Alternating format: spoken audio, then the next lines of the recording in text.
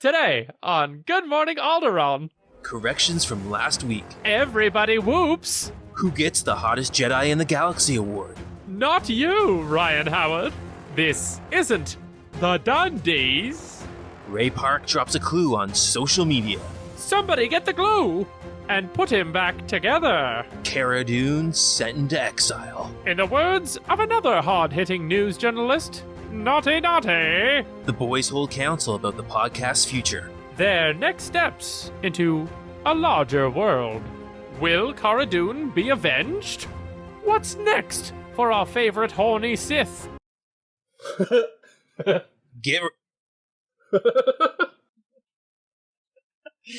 Oh, fuck. Get ready for Lightspeed on Good Morning Alderaan. Hello there. He's no good to me dead. We're fine. We're all fine here now. How are you? I think you'll fill in nicely. This is where the fun begins. Hello, and thank you for joining us for news, reviews, and interviews from your favorite galaxy far, far away. My name is Pat. Don't call me Padawan Collins. And here's my co-host, the mayor of Alderaan himself, Andy Hanlon. Well, Andy, we made it again. Yes, we did, Pat. We did. Thank you. And first, speaking of thank you, first off, 7 episodes in, I believe we are now. Maybe 8, something like that. This is lucky number 7, I believe. It is lucky number 7. See, I'm having so much fun, I lost count. I just wanted to say a huge thank you, genuine thank you. Like, no dicking around aside. Like, well, dicking around aside. Like, honestly, thank you so much to everyone who's tuned in and listened to us. Like, I thought this was just going to be Andy and I listening to each other, essentially in our cars. But the fact that, like, some people are tuning in and, like, people have reached out to me on social media saying, like, you guys are having fun. You don't necessarily know everything about Star Wars, but you're having a good time doing it. And so, yeah, I just want to get all sentimental for a moment and just say thank you. Honestly, thank you so much for tuning in. I appreciate that. And, yeah, if you aren't joining us, then, yeah, share us with a buddy. Share us with a pal. Yeah, I would echo past sentiments. The pandemic's been hard on people, right? So whether you're at home and having to stay at home, work from home and being more isolated, or you're having to walk in and face COVID head on in your workplace, homeschooling children, like, it's hard for everybody for different reasons. So this has been a huge benefit to me at this time, and get to share it with my good buddy Pat. But as Pat said, we really appreciate it. We do. Thank you, everyone, so much.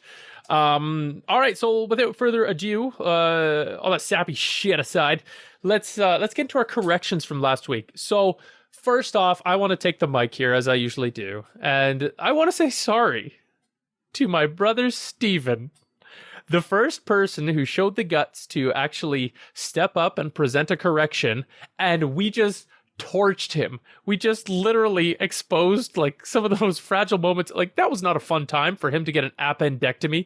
Never mind have to show off his sweet burn tattoo and be exposed to that. And the fact that we just, like, opened that up to everyone in the entire world.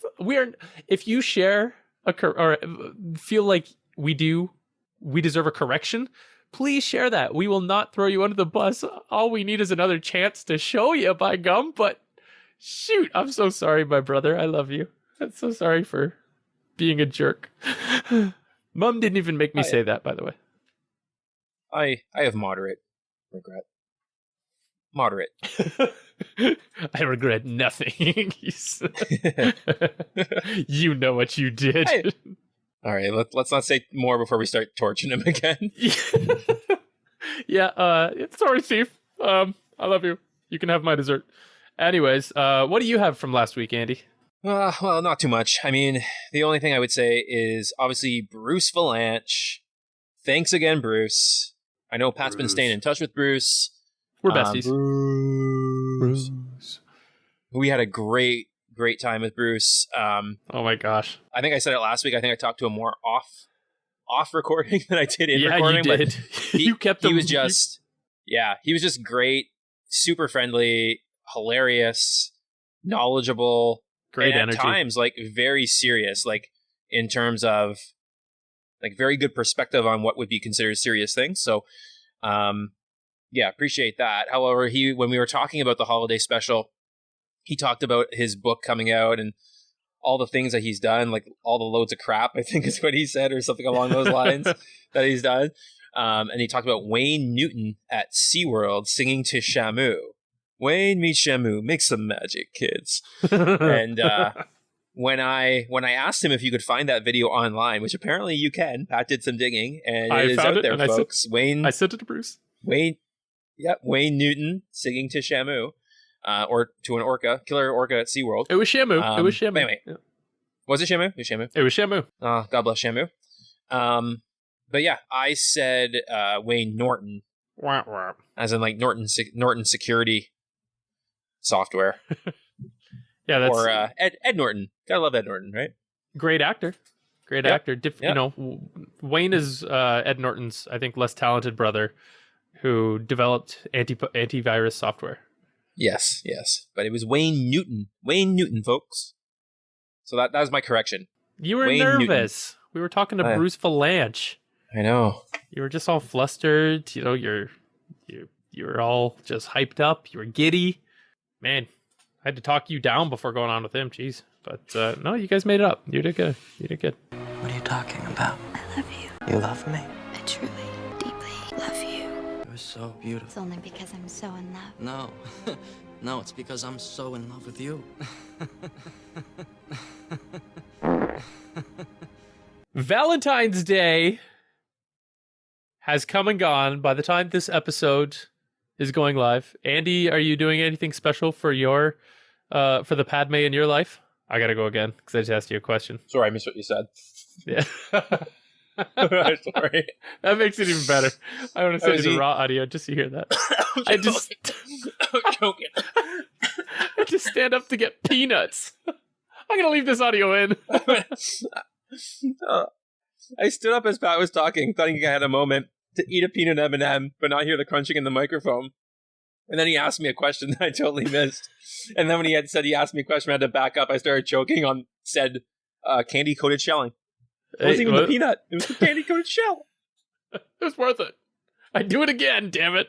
Oh, So okay. I was just saying before the delicious appeal of a peanut Emma friggin' Nem had taken over.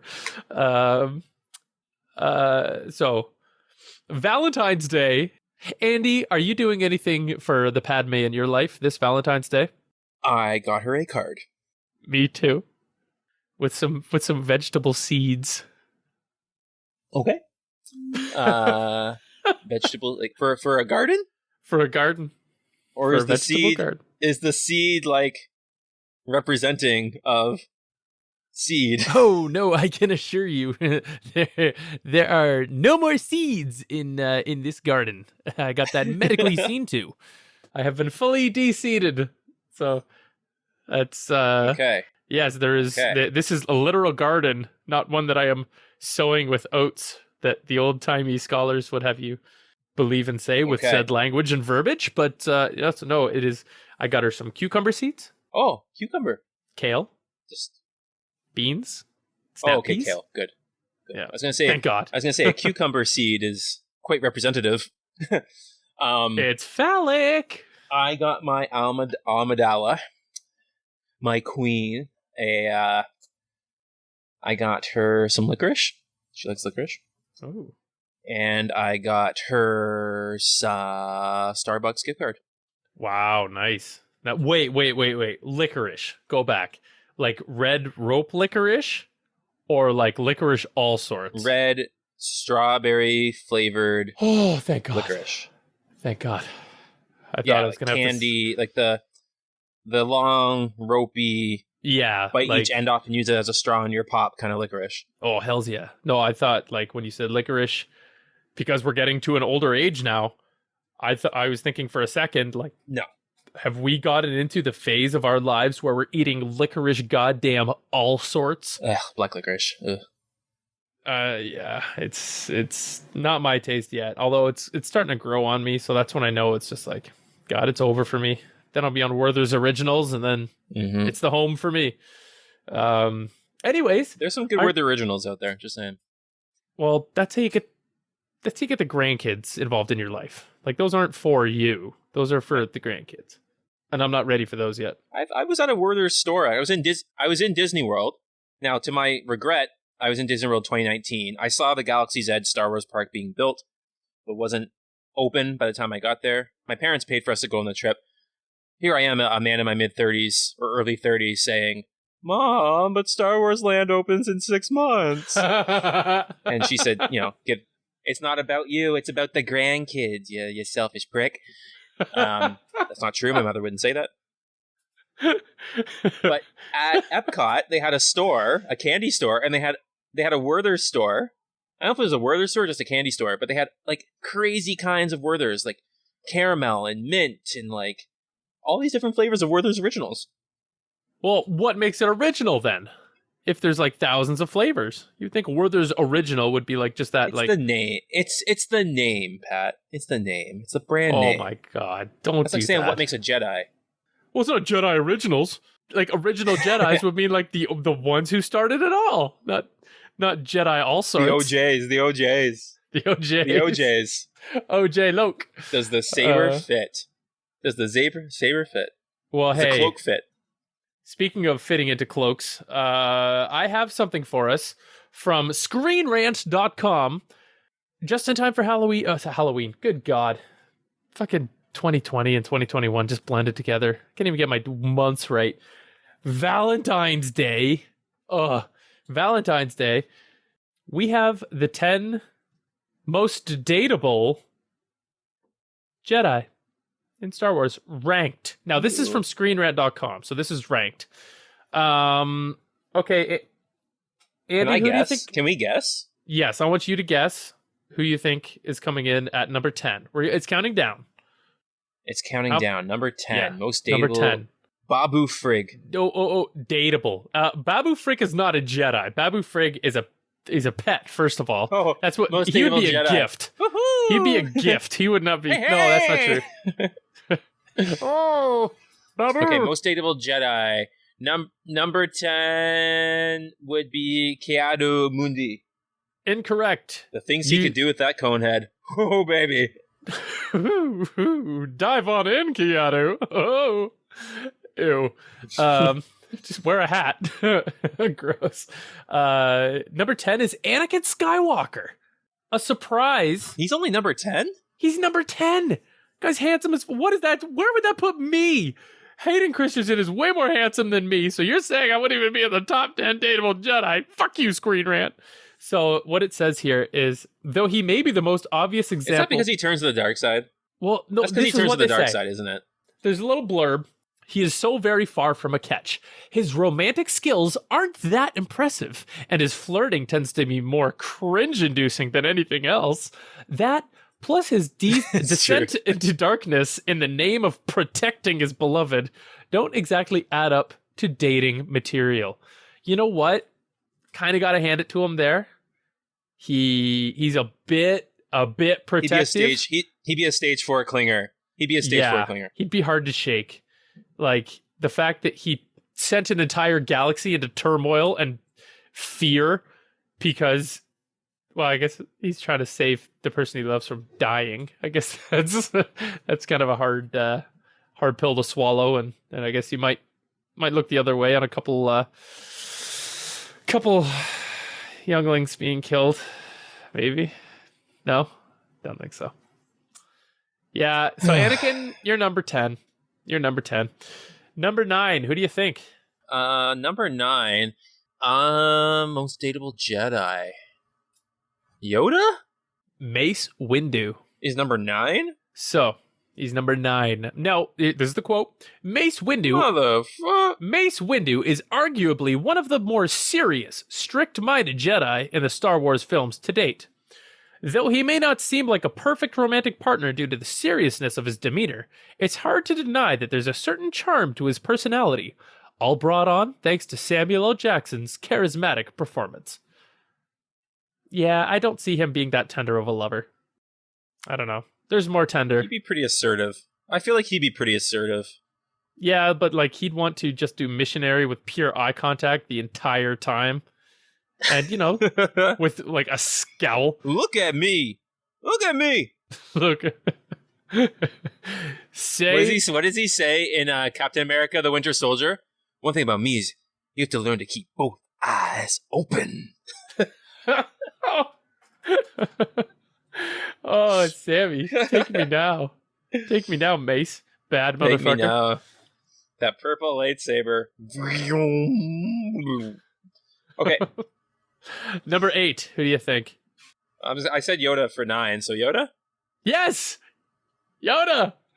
This one might be a bit of a stretch, but hey. I don't see Yoda. I don't see Yoda as dateable. Okay, speciest, calm down. All species matter in this list. You can't just deny. Well, okay. This is what it says as far as his explanation. I feel like Yoda, given his species, I feel like Haley Joel Osment would be into Yoda. They played. I'm gonna need more on that. Why does Haley Joel Osment get what about Yoda's yuck makes him go yum to Haley Joel Osment? I don't think Haley Joel Osment. Actually, I don't think Yoda would be into Haley Joel Osment. I feel like Haley Joel Osment would be attracted to Yoda and a clinger to Yoda. You remember Haley Joel Osment in the Entourage movie? And he was all into what was her name? Emily Ratajkowski? Yes. And she just wanted nothing to do with him? Yeah, I feel like that would be... Well, I feel like she'd be like that with any male. But so he strikes out with Ratajkowski. He moves on to Yoda. And you think Yoda has a similar, a friend I like you as. Nothing more, you shall be. I feel...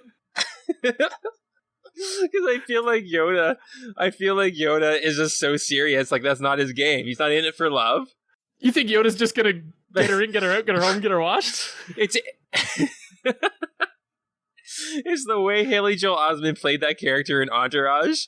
I just feel like he would just be a really dirty Yoda creeper. Maybe not Haley Joel Osment, but Haley Joel Osment. Sorry, I bumped the microphone. Haley Joel Osment playing. No, we need to whatever his name was in the Entourage movie. Playing Haley Joel Osment as Haley Joel Osment. Thanks for the drink. Thanks for the... No, that would be... my friends are over there. They are. See ya. Then all you need is Vinny Chase to swoop in and just befriend Yoda and then drive off together in Johnny Drama's car. I missed that episode. That must have been in the bonus features of Entourage. Yeah. Entourage with Yoda in there. I digress. Oh, I digest. We really wanted to keep this episode shorter, folks. We want to keep this more concise tonight, but I feel like this might go on a little bit. I want to explore more of the sexual tension between Haley Joel Osment, star of Sixth Sense, and Yoda, Grandmaster of the Jedi. Okay. Before we get too hot and bothered, I see Valentine's Force Day. ghosts. I see dead Jedi. We all can. They're Force ghosts. It's not new, bud. Stupid you are. New you are. Fix stupid cannot be. Remember my first dead person to saw I do. Wait, fuck. Okay, number 7. Who's number 7 on this stupid list? Number 7. Who do we got? Number 7 is Kit Fisto. Nope. With those slimy Telekin. Yeah. Oh, you know he's going to be deeper up the list with that head full of just Kit phallic Fisto? Tentacles. What's the rating on this podcast, Pat? 69. What? So yeah, with those tentacles that Kit Fisto has, he can plug a few. Oh, plug in my ears, please. I did not. That was Pat. Pat said that. Luke Skywalker is number 7 on our list. Luke Skywalker may be the original model of Jedi hero archetype in the first trilogy of Star Wars films, but in the world of the movies, he's hardly a romantic catch. Awkward and whiny is it in his initial appearances, Luke quickly transforms from nerdy farm boy teen to withdrawn and inscrutable Jedi. It's not clear that he's someone who would ever be interested in romance, given the film's development, but maybe there's someone out there capable of breaking through his mysterious exterior. I fucking love this article. This is amazing. Okay. It's going to be in our bio, folks. Move on. Okay. You're doing a good job. Mara Jade would have something to say on that, but that's Legends. That's not canon. Number 6, who do you got? Most dateable Jedi. Leia, Skywalker, Organa. Nice guess, but no, it's Rey. Rey. She begins as tough as nails and kind of guarded in the deserts of Jakku as a scavenger, but over time, as she connects with others and reveals more of her inner self, she softens and becomes a more accessible character. What do you mean by that, ScreenRant.com? All while maintaining her defining strength. See, I'd have her higher. She's a kind soul. She's like dateable. Yeah, I feel like it's that episode, going back to The Office, I feel like it's that episode where they're discussing on whether or not they think Hilary Swank is hot or not. And they say is she hot? Not would you do her? Yeah. A painting can be beautiful, but I do not want to bang a painting. That's my best Kevin Malone. But yeah, she's a kind soul. I think she would have been higher.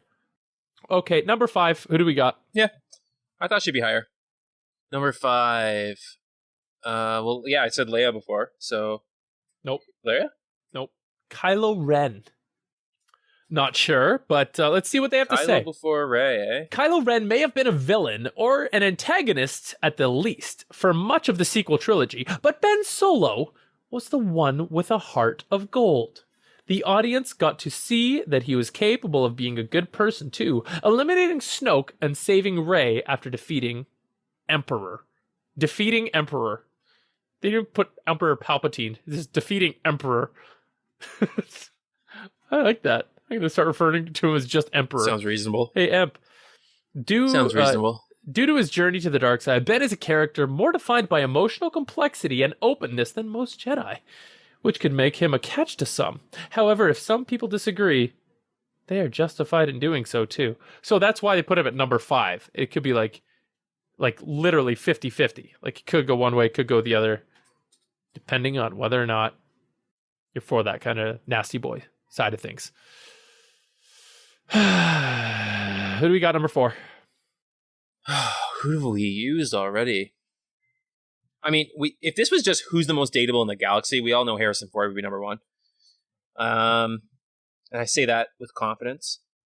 Other Jedi. Who are other Jedi? Yeah, these are Jedi. So unfortunately, Harrison would not make that mix. Qui Gon Jinn? Ahsoka Tano. Good guess about Qui Gon. Ahsoka Tano. Ahsoka Tano is ahead of Rey. I don't buy that. Well, she's not even a Jedi now. I mean, no, but she's too independent woman. You know what I mean? Which is a good thing. I'm not saying anything there. It's very good. But she's so independent, and she's so mind of her own, and just beat of her own drum, which I totally respect. She's got her own stuff going on. Absolutely. Which I guess would be dateable. It's an attractive quality, certainly, but it is. Yeah. Dateable? Sorry, and the more I talk about it through my head, because my wife is very independent. Mine is. I feel like I'm not even needed most of the time. Yes. But that's an attractive quality. To say that independence, that strength of character, that the fact that they don't need to rely on. I take it back. Yeah, it's a good fit. The more we think about it and talk about it, I take it. Yes. She doesn't need to. She would be in the dating scene because she wants to be, and would if she's dating you, it's because you fit into her life scheme. And I don't mean scheme and like schemer. I mean her whole grand scheme of things. It's she would be engaging in you because you would be worthy. So I think that would feel quite empowering. Ahsoka. Okay. Yeah. Okay. Number 4. Number 4. Number 3. Who do you got there, Andy? I was gonna say Qui-Gon. Ezra Bridger? Oh, go with your gut, Andy. Always go with your gut. Qui Gon Jinn, number 3. Oh, Though he may not have been the best judge of character in selecting a young Anakin to follow the Jedi path, whoops-a-daisy, Qui-Gon Jinn is still a character who would make an incredible romantic partner, particularly shown through his interactions with Shmi Skywalker. Okay. Qui-Gon is a dedicated listener and a genuinely kind-hearted man, loyal to the Jedi Code, almost to a fault. Ooh, I disagree with that. Qui-Gon would in turn be just as loyal to any potential partner he might have, should the Jedi Code ever allow him to have one. Thanks, Jedi Code. No, I don't think he was loyal to the Jedi Code, but loyal to his Padawan friends. Well, he was loyal. He was loyal to the Order. Yes, he was not necessarily. He bucked the system quite a bit, right? Yes. So in the readings that I've back. had, He didn't. Yeah, definitely. Yeah, he. You get into that. So I would say he was loyal to the Order, but not to the system. In the book Master and Apprentice, they go into that quite a bit, where he's just like Obi-Wan is the one married to the Code. He's the one, like, even as a Padawan, he's totally. Yeah, no, you see that in episode 1. Yeah, it's like, yeah. But Master Yoda said I should be mindful of the future. And I also wonder what would have happened with Anakin. As much as I love Obi-Wan, which I've talked about, I wonder had Liam Neeson, Qui-Gon Jinn, trained Anakin. Had he lived, yeah, what would have the turnout been? Man, that would have been a trip. If I think back to episode 1, the interactions with Shmi Skywalker he'd be a good husband. He'd be a good, yeah, I'd say that. So, anyways, number 3 is Qui-Gon. Number 2, who do you got? Getting down there. I love Obi-Wan. I want to say Obi-Wan, but I feel like Obi-Wan, just because I love him, I want to put him as number 1, but I feel like he's probably number 2. I feel like there's probably someone more dateable out there. Final answer? I want him to be 1, but I think he's a 2. He'd be a good dad. If this was the best dad in the galaxy, then he never had his own kid, but he essentially protected and raised Luke and sacrificed himself for Luke and did the best he could with Anakin. Yep. So if you're talking about best dad in the galaxy? Very caring. I'd say Obi-Wan, but let's go with Obi-Wan. Final answer number 2. Leia Organa. But she's not a Jedi. In this picture, she it's gives of up her training. She's deep-faked holding a lightsaber in Rise of Skywalker. That's the picture that they show. Deep-faked. I'm glad you're saying deep-faked. She's not face-faked. I thought something else was going to follow deep. I think you were going to say something else after you said deep. I'm not going to besmirch my princess's good name. It's not as bad as Bruce Valant saying him and Carrie Fisher snored the sweet and low. That is true. Hey, he was there. He can at least make those claims. I've never met Miss. Sure. I was never fortunate enough to meet Miss Fisher, indeed. But she's listed as number 2. Okay, so who's number 1 then? Number 1. Number 1 then. Obi-Wan. ObiWan Kenobi. ObiWan Kenobi is number 1. The reason is happy. I'm very happy inside. I'm ecstatic, actually. You guys can't see it on this side of it, but Andy is smiling, quite happy right now. He's just like, good night. I can go to sleep now. Nice and comfy. Yes. So that's our most dateable Jedi. Congratulations, Obi-Wan Kenobi. Congratulations to you, Andy, for guessing a lot of them wrong, but you got 1 or 2 right there. So good on you. Where's my boyfriend? I like that Jedi. I like that Wookiee. I just assume kiss a Wookiee. I can arrange that. Okay, so moving right along. That was a longer news segment than I thought it'd be. Help me, Obi-Wan Kenobi. You're my only hope. So, folks, we got a little bit of news on Obi-Wan. Whatever you want to read into this is up to you. I love Obi-Wan Kenobi. Everybody knows it. Get over it. I'm going to keep talking about it. But I'm bringing up... Don't laugh at me, Patrick. No, that was the fans. Pat is laughing at me. I was voicing, like, I'm the canned laughter in our live studio audience. Are you inserting laughter? That was our live studio audience that we perform in front of every week. Yeah, woo! Yeah. Woo, woo. Take your shirt off. Okay. So, it's an article I found we found on the internet. Ray Park had posted a picture. Was it on his Instagram? I think it was on his Instagram page. It was on the gram. Yeah. Yep. And it was a mold of a head that was like a Caucasian head, not painted yet, but it had the horns sticking out of it. So one can assume that they would be doing the work to create the Darth Maul look that Ray Park would reprise. Ray Park obviously reprised the role of Darth Maul in Solo, a Star Wars story, which was very nice to see at the end. But there is a quote here on this movieweb.com website that we found this article. So what it says is, while Darth Maul is dead in most of the Star Wars timelines, he could possibly be alive during the Obi-Wan Kenobi series timeline. Ray Park posted an image from the makeup chair of his Darth Maul head prosthesis with a caption that reads, "Meet me on Dathomir, Sith life," end quote. He also tagged the location as Tatooine, which has a lot of Star Wars fans wondering if the villain is returning to hunt down Obi-Wan. With that being said, Park also used a solo hashtag, which is likely when this particular image was taken. So it is being under the guise that this was from the Solo set or when he was reprising his role for Solo, but there is a lot of theory out there that he will appear in the Obi-Wan series. I think it makes a lot of sense that we could see a double villain in the Obi-Wan series, which would be perhaps a Maul and Vader storyline in there. So a couple resolving a couple things within there.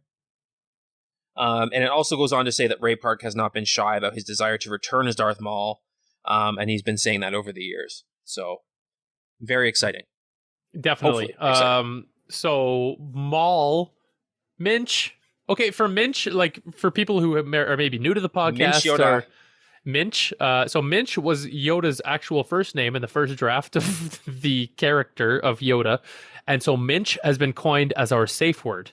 So if we say Minch regarding Star Wars Rebels, regarding anything, but we'll say Minch and then we'll say what we're referencing. And that'll give you a chance to plug your ears or fast forward 30 or 40 seconds just so you don't get any spoilers. So just in case people who don't know what the fork we're saying when we say Minch, just think we're having a stroke or something, but it's actually our cue to let you, the listener, know that there is a potential spoiler coming up. So Minch for the show Rebels. In the 12th episode of the TV show Rebels, that's when Darth Maul dies at the hands of Obi-Wan Kenobi in the desert. Obi-Wan's gray hair. He's got gray beard. Again. But they have a nice moment. It's beautiful. It's the Sith will be avenged. Not the Sith, but I'll be avenged. Someone's going to take down Palpatine. Sure. Great. Whatever. It's a nice little moment. It's a quick fight. It wasn't quite amazing. But in the timeline of the Kenobi series, yeah, I think it might be more along the lines of like you say, a mob boss reporting to Maul saying there's word of a Jedi on Tatooine. And then Maul would lean forward in the hologram and just be like, "What Jedi?" And I wouldn't be surprised as well if it's the voice of Sam Witwer, who does the voice of Maul in the show Rebels and the show Clone Wars. But Ray Park being the physical acting. Didn't he do the voice in episode 1 as well? He did. No, he did not. He did the voice in Solo. Ray Park did not do any of the voice of of Maul. It was another guy. Shoot, I can't remember his name. But fun fact: his so that initial guy who did the episode 1 recording initially did the recording for Solo for the end scene that he had there. However, they used Sam Witwer. Whitmer? Shit, I can't remember. They used Sam's voice for Solo instead of the original guy because it fit more with canon and it fit more with what's coming, what's new and current and here. So they used his voice in Solo as opposed to the other guy there. So that will be very exciting. Hopefully we see Ray Park in full Darth Maul gear again in action on the sands of Tatooine. Whew. But Anyways, real quick, we won't get into too much on it because everyone's covered it. Gina Carano fired, no longer employed by Disney / Lucasfilm. Anyone who's a Star Wars fan knows this by now being Monday that this episode is released. It's due obviously to some remarks that she made on Twitter. Agree with her, disagree with her, what have you. Unfortunately, when you're employed by a big giant corporation where it's all about optics, you unfortunately got to play ball with them. You got to subscribe to the safe path, which is unfortunate in one hand because you as a person may have or feel very strongly about certain views, whether they be political or religious or what have you, and you don't really have a platform until you get famous, but you can't get famous and powerful without playing the game of being the strong silent type through this precarious little navigational path of stardom that these people live through. So, Gina, it is what it is.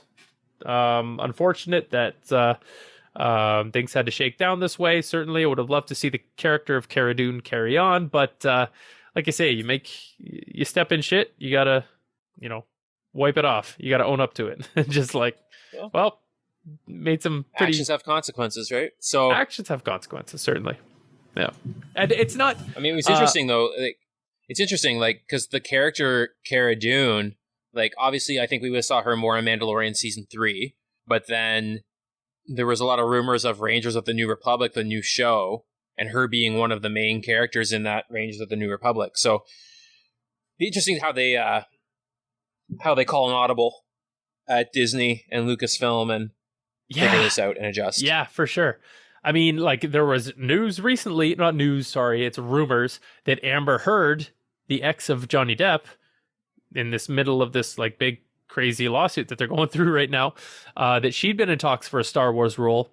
So some of the Instagrammers were joking, making memes saying how she's going to be recast as Cara Dune. Some other people were speculating that Lucy Lawless, for those of us born in the 80s, 70s, who know who Xena the Warrior Princess is, she is apparently a fan favorite to replace Cara Dune, which maybe is an older Cara Dune, maybe more towards the time of the sequels, maybe. And I'm not being ageist. I'm just saying, Lucy Lawless, there is an age gap certainly between Lucy Lawless and. But Rangers of the New Republic is supposed to take place in the same timeline as Mandalorian, I believe. Is it not? So it's called the New Republic. I thought I heard that. Yeah, everything's speculative at this point. I can't remember, or I don't believe there's been anything concrete about it as far as when or where exactly it is. Just that, fair.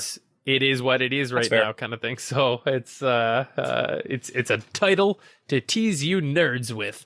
So it is what it is. We'll see what comes of it. But but there's going to be a long time. There's no reports that that's even begun.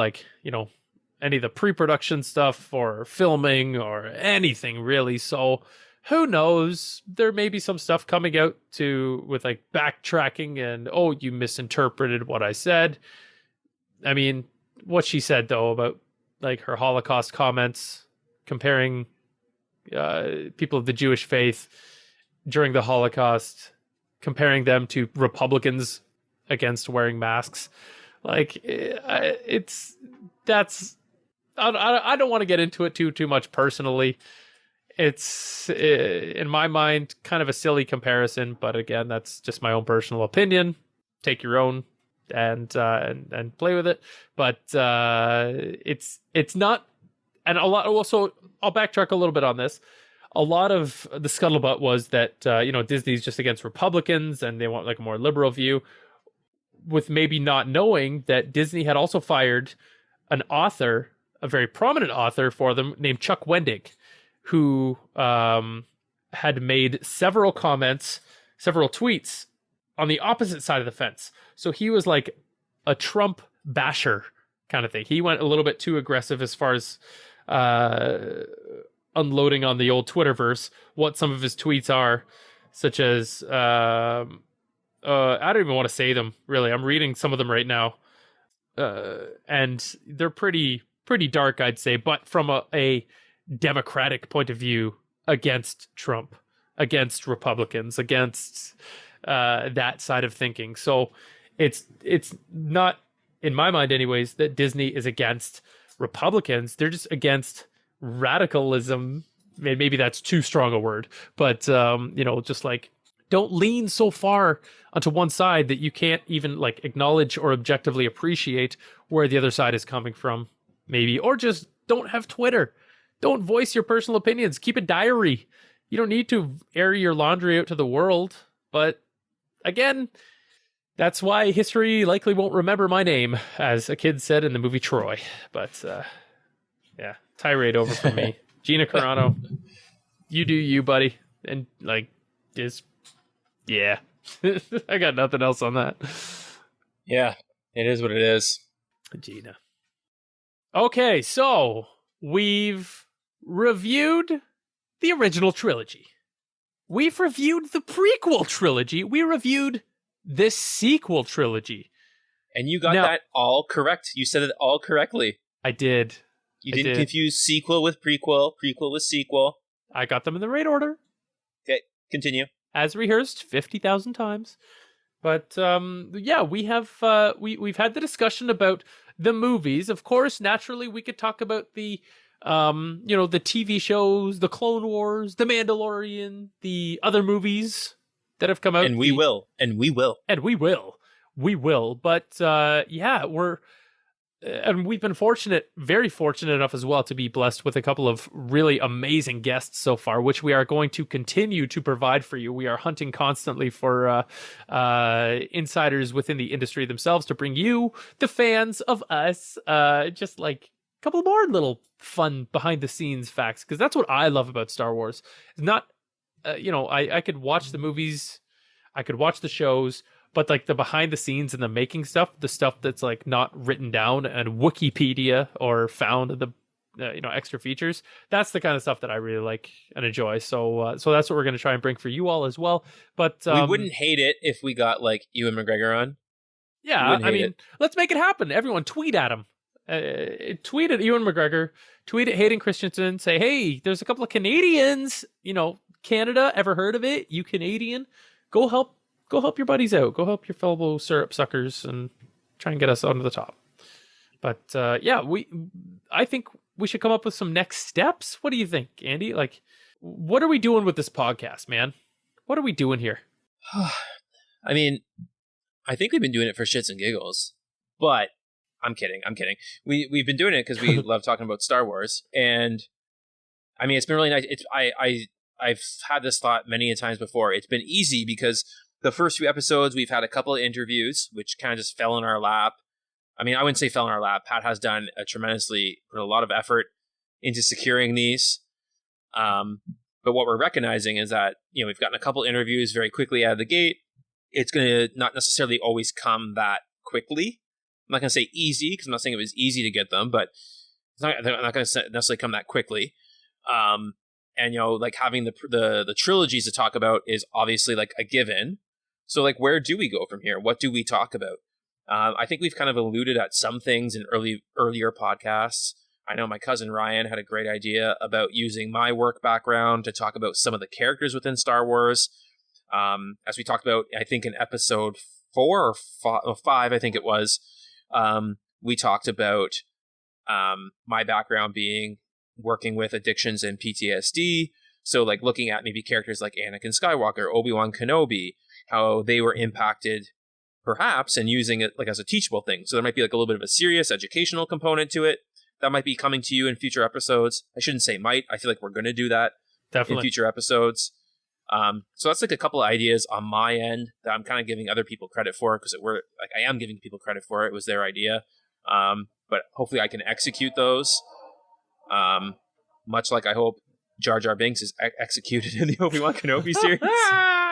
He's an executable character himself. Although there is some very cool images out there of like Darth Jar Jar. Oh yeah, they essentially make him make him look fucking super lizardy and dark and badass. Yeah, but those are some of my ideas. I also think we could kind of get into some family trees. We could even get into like what are our favorite movies, and what are some of like alternate storylines? What are some of the ways that we think like things could have gone differently? Not just reviewing or like discussing, bantering about the movies, because we don't necessarily do like full reviews. We're more like giving our emotional experience with the movies. But maybe we can talk about things like what we would have liked to have seen, or what could have been different, or anyway. Yeah, like a how they should have done it in our own very subjective personal opinions. And as well as mixing in, I like the idea of mixing in that more serious side of things about like discussing a lot of the PTSD components, the actual, psychological trauma that these events might have had on these characters. And I say might purely because, trauma's all subjective. It's all to do with the individual and their own perceived experience of it, and how they process it. But I want to mix in that comedy as well. I want to mix in, the Jar Jar fart jokes and the visualizations as to what Jabba the Hutt actually had in mind for Princess Leia, as weird and creepy as that is. But like those, I like to mix in the really weird comedy that I've come to enjoy, as well as with the deep So you know what we're like? We're kind of like Blink 182 right before they broke up, where they're kind of like serious and a lot of stuff, but at the same time still really funny and really endearing, and making fart jokes and dick jokes. And like Tom said at I think one of the concerts you and I went to is, what's long, hard, and tastes like a pizza? I don't remember. My dad's I think is what he said. Yeah. Like that it's just that weird kind of goofy comedy that we just welcome everyone into, and whether that's your cup of tea or not, that's up to you. That's up to you. But we've definitely had some listeners so far, and we're very grateful for each and every one of you. Please reach out to us. We're happy to chat at any time. Is Tom DeLonge a Star Wars fan? I think so. Yeah, they've had a Star Wars song before. I think it was called A New Hope, actually. Because I know he was like, he's super into like aliens and UFOs, and oh, he's got to be a Star Wars fan then. He's got to be like looking for his own lobby lightsaber to get Tom. I'll reach out to him. Can we lobby to get Tom DeLonge? I'll reach out to him on the podcast. Yeah, I'll see what he's doing next Friday. Tell him to get back together with I think Mark. Yeah, well, we won't go there. We just want to actually talk to him, because I fucking love Tom DeLonge. Oh, me too. Even if he might be sometimes out there a little bit, eccentric. I fucking love him. That's what I like. And, I like the eccentric types. And Blink 182 is not Blink 182 without him. It must be. It's plus 44. That's what they are right now. But or they should be negative 41. Not 41. What's half of 182? But I told you I couldn't do math. But yeah, we're recording late at night on a Friday, so we don't do math. Yeah, but Tom DeLonge, I would love to have Tom DeLonge on. That'd be fucking awesome. Let's try. We'll let you know when he's on. But give a little teaser. What I remember from a Toronto Blink concert that we went to was he's like, "Hey, Toronto," and then Mark's like, "We're all gonna get laid," and then Tom jumps in and goes, "By the same person. It's disgusting." And then I think he went right into what song did he go right into? Oh shoot! It wasn't "Stay Together First for the Date? Kids." It was wasn't "First Date." Keep playing it. We'll get it. It might have been "Stay Together for the Kids." It might have been different, or maybe what's my age again?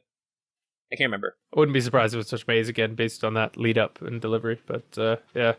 So yeah, that's we got some exciting, fun things coming. We got some more discussions and reviews and everything. But yeah, we're gonna have some more structure to it, I think, and have some more serious topics, and counterbalance that with some goofier stuff as well. So again, thank you everyone for tuning in. Your support means that we can get more people on. Like I'm at the phase now where I'm reaching out to people who have publicists, and they're asking what our podcast numbers look like. So if you can tell a friend, the more friends you tell about us, the better guests we can get, apparently, because size matters in this world. And it's not always true. It's always true. Just ask my wife. No, I'm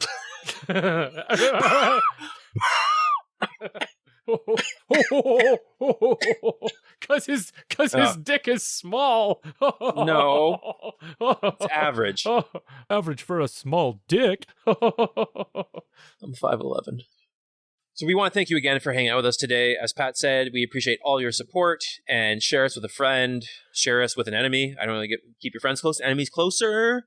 Just share us whoever you can that can help us continue to bring this podcast to life and give us the motivation to do so.